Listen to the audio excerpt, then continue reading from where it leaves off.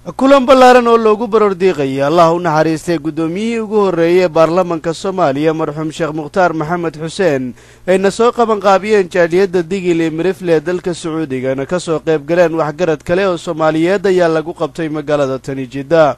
munaasabadan oo ahayd mid si weyn loo soo qaban qaabiyay ayaa waxaa ka soo qayb galay aqoon-yahano culimaaddin waxgarad salaadiin iyo dadweyne kale iyadoona dadkii goobtaasi ka hadlay ay si weyn ugu dheeraadeen taariikhdii marxuum Sheekh Mukhtaar Maxamed Xuseen waxaana eebbe kaga baryeen in jannadii firdowso uu Rabbi ka waraabiyo. mas-uuliyiintii goobtaasi ka hadlay ayaa waxaa ka mid ah mudane Cali Aadan iyo alfanaan Mustafa Sheekh Aadan waxaana labaduba ay sheegeen inna lillahi wa inna ilayhi raaji'uun.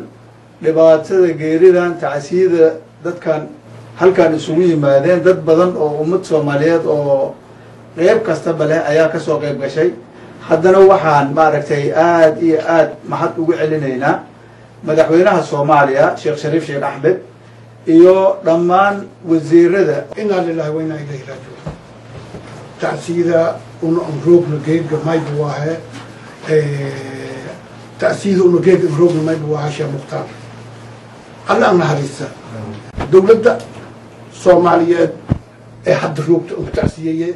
munaasabadaasi oo dadkii ka soo qayb galay wejiyadooda laga dheehanayo dareen xambaarsan murugo iyo tiiraanyo ayaa gabagabadii ku soo afmeerantay jawigii loogu talagalay. cabduqaadir qayska warbaahinta Risaala Jidda Sacuudi Arabiya.